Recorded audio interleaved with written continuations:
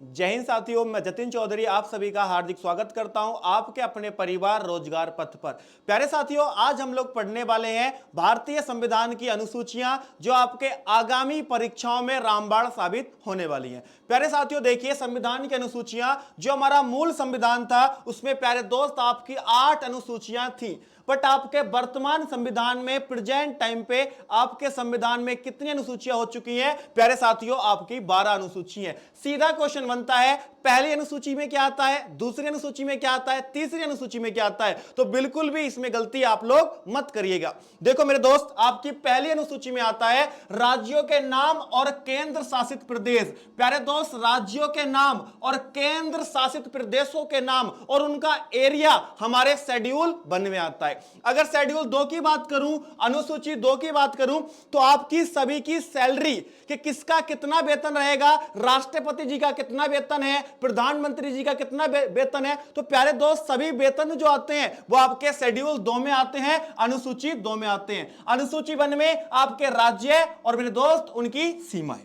आगे बढ़ते हैं, आपके शेड्यूल 3 में, अनुसूची 3 में क्या आती है? शपथ आती है कि मेरे दोस्त राष्ट्रपति जी को शपथ कैसे दिलाई जाएगी, आपके प्रधानमंत्री जी को शपथ कौन दिलाएगा, कैसे दिलाई जाएगी, यह आपके अनुसूची नंबर 3 में आता है।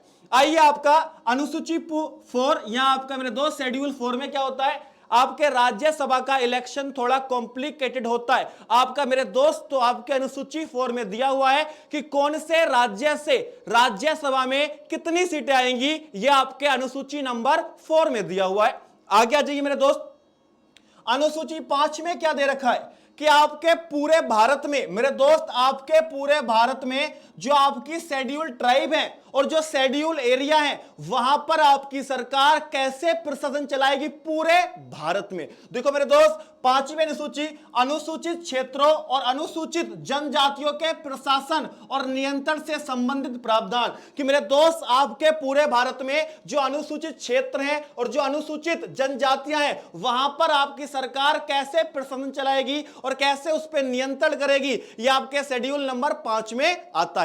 आगे देखो मेरे साथी, आपका अनुसूची 6 अनुसूची में क्या आता है? मेरे दोस्त 4 स्टेट्स को स्पेशल प्रोविजन है। कैसे याद करना है? उसे याद करना है मेरे दोस्त ATMM।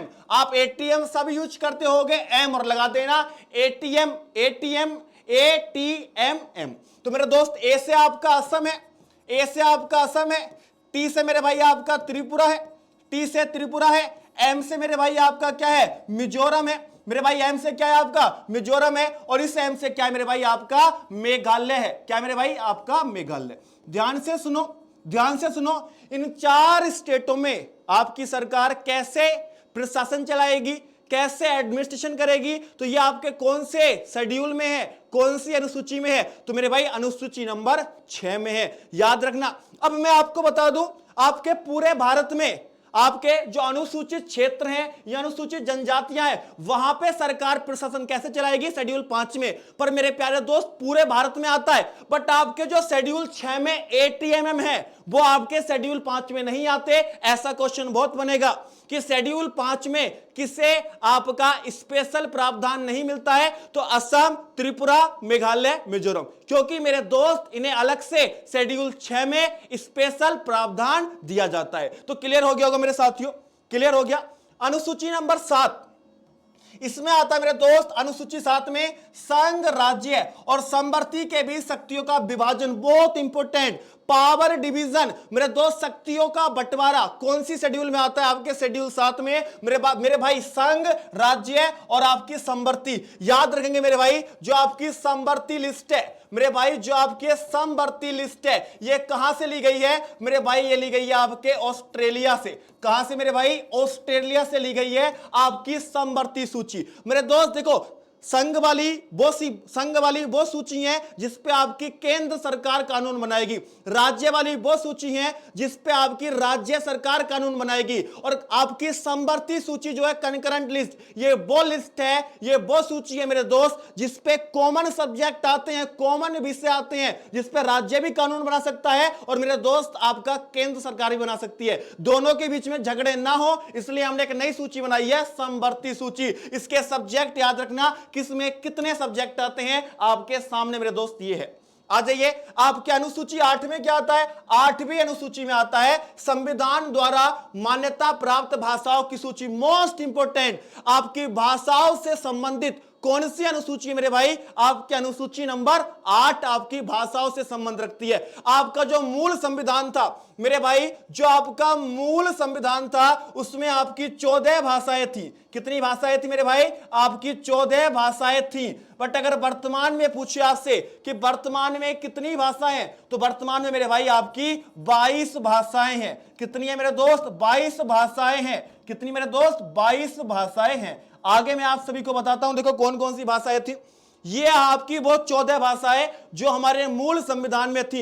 ये वो 14 भाषाएं हैं जो हमारे संविधान के मूल भाग में बेटा थी आपकी। कब? 26 जनवरी 1950 को। बट इसके बाद आपकी भाषाएं बाद में जोड़ी गई हैं। 15, 16, 17, 18, 19, 21, 22। यहां से क्वेश्चन परीक्षाओं में बहुत पूछा जाता है। ध्यान से देखो, आपके संविधान में जो 15वीं भाषा जोड़ी गई है वो मेरे भाई सिंधी जोड़ी गई है। पहले 14 थी, 15वीं भाषा सिंधी। बहुत बार क्वेश्चन एग्जाम में आता है कि आपके संविधान में 15वीं भाषा कौन सी जोड़ी गई है? सिंधी। कौन से अमेंडमेंट से जोड़ी गई है? कौन से संशोधन से? कौन से साल में जोड़ी गई है? तो बेटा आपके 21वें संविधान संशोधन हुआ था। कब हुआ था मेरे भाई? ये 1967 में हुआ था। बहुत इंपॉर्टेंट है। इसके बाद 3 भाषाएं जोड़ी जाती हैं। ट्रिक याद रखना, नमक। ये 3 भाषा एक साथ जोड़ी जाती हैं मेरे दोस्त। नै से क्या है? नेपाली। मैं से क्या है मेरे भाई?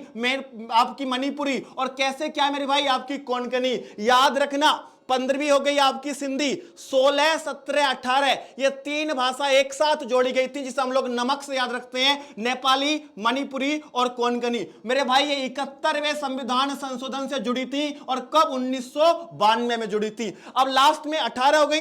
19, 20, 21, 22 ये 4 भाषाएं आपकी एक साथ जोड़ी जाती हैं। इसकी भी मैंने ट्रिक बना दी है। अभी आपको बताए उत्तर प्रदेश में एक केस हुआ था ना आपके एसडीएम ज्योति मौर्य वाली जी का। भाई साहब मैं बताता हूं आपको इसकी ट्रिक। एसडीएम और बी से क्या है मेरे भाई? बी से है आपकी बीबी। एसडीएम बीबी ये एक साथ जुड़ी थी। एस से क्या है? संथाली 19 पे। डी से क्या है? आपकी डोगरी। एम से क्या है? मैथिली। और बी से क्या है? बोडो। एसडीएम बीबी ये लास्ट में 4 भाषा एक साथ जुड़ी थी। और कौन से संविधान संशोधन से मेरे भाई? ये 92 नंबर का आपका संविधान संशोधन हुआ था। और कब हुआ था? 2003 में। यहां तक आपके 8 अनुसूची पूरी होती हैं। अब आगे जो जोड़ी गई हैं वो भी आपके लिए मेरे दोस्त महत्वपूर्ण है। ये भाषा आपको कैसी लगी ट्रिक मेरे बच्चे? कमेंट में जरूर बताना। आगे देखिए, 9वीं अनुसूची जो जोड़ी गई है ये बाद में जोड़ी गई थी। कौन सा संविधान संशोधन हुआ था? बेटा प्रथम संविधान संशोधन आपका फर्स्ट अमेंडमेंट हुआ था। कब हुआ था? 1951 में। और ये बेटा किस चीज के लिए लेकर आए थे हम लोग 9वीं अनुसूची? तो बेटा ठीक है, आपका एबोलिशन ऑफ जमींदारी सिस्टम। ध्यान से देखो, यह भूमि सुधार और जमींदारी व्यवस्था के उन्मूलन के बारे में था। मोस्ट इंपोर्टेंट 9th शेड्यूल में क्या आता है? Abolition of zamindari system. मेरे दोस्त आपके भूमि सुधार से संबंधित कौन सी अनुसूची है? अनुसूची नंबर 9। कौन से संशोधन से ये जोड़ी गई है? तो पहला आपका अमेंडमेंट हुआ था। और कब हुआ था मेरे भाई? 1951 में। आ जाओ, 10वीं अनुसूची क्या है मेरे भाई? 10वीं अनुसूची इसे जोड़ा गया था 52वें संशोधन से। और कब जोड़ा गया था? 1985 में। इसके अंतर्गत क्या आता है? इसमें आता है दल बदलू कानून। और यह पूछा गया था यूपीएसआई में लास्ट टाइम कि दल बदलू कानून कौन सी अनुसूची में आता है मेरे भाई? अनुसूची नंबर 10। ये किससे जोड़ी गई थी? 52वें संविधान संशोधन और 1985 में इसे जोड़ा था। तो देखो, यह दल बदलू विरोधी कानून से संबंधित है। और किस सरकार ने जोड़ा था 1985 में? तो मेरे भाई राजीव गांधी की सरकार थी। यह राजीव गांधी सरकार द्वारा जोड़ा गया था। अति महत्वपूर्ण। आगे जा मेरे भाई, आगे नेक्स्ट कौन सा है? 11वीं अनुसूची। 11वीं अनुसूची यह जोड़ी गई थी 73वें संशोधन से।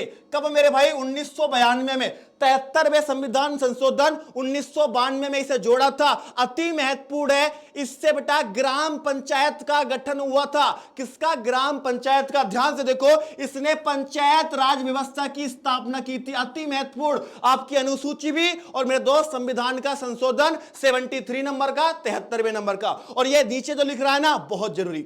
आपकी सबसे पहले जो मेरे दोस्त ग्राम पंचायत आई थी वो 2 अक्टूबर और मेरे भाई 1959 में आपका नागौर जिला था, बगडोरी ग्राम राजस्थान के अंदर, और बलवंत राय मेहता समिति ने मेरे दोस्त इसे जोड़ा था। कुछ बच्चे कहेंगे सर पंचायत राज तो 1959 में आ गई थी, तो ये अमेंडमेंट क्यों हुआ, ये हमने अनुसूची क्यों जोड़ी? मेरे भाई पहले केवल राजस्थान में थी और इस अमेंडमेंट के बाद ये हर राज्य में कंपलसरी कर दी थी। अब हर राज्य को पंचायत राज समिति बनानी पड़ेगी। क्लियर हो गया होगा? पहला भी याद रखना। लास्ट अनुसूची 12वीं में आता है मेरे दोस्त। 11वीं में पंचायत राज था, 12वीं में था म्युनिसिपल आपकी म्युनिसिपल कॉर्पोरेशन, जो आपकी शहर के होते हैं नगर निगम वगैरह, वो इसमें आता है। तो 12वीं अनुसूची में इसे 74वें संशोधन अधिनियम 1992 द्वारा जोड़ा गया था मेरे दोस्त। 12वें शेड्यूल में आता है it was added by 74 amendment act 1992। दोनों एक साल हुए, 73 वाला भी और 74 वाला भी, दोनों कब हुए? 1992 में। 11वें में आता है पंचायत राज और 12वें में क्या आता है मेरे दोस्त? नगर निगम आता है। इसमें इसने नगर पालिकाओं की स्थापना की थी। यहां तक आपके 12 अनुसूची मेरे भाई कंप्लीट होती है प्यारे साथियों। अब मैं आपको बता देता हूं, अगर ये क्लासेस, ये लेक्चर आपको अच्छे लगते हैं तो प्यारे साथियों इन्हें ज्यादा से ज्यादा शेयर करो, हर दोस्त तक पहुंचाओ। मैं आपका आभारी रहूंगा अगर इन वीडियो को आप ज्यादा से ज्यादा बच्चों तक पहुंचाते हो। मेरे को पूरी उम्मीद है आपको वीडियो पसंद आ रही होंगी। कमेंट करा करो कि नेक्स्ट कौन से टॉपिक पर मेरे भाई आपको वीडियो चाहिए। प्यारे दोस्तों मिलता हूं एक बेहतरीन सेशन के साथ। तब तक आप सभी को जय हिंद, जय भारत।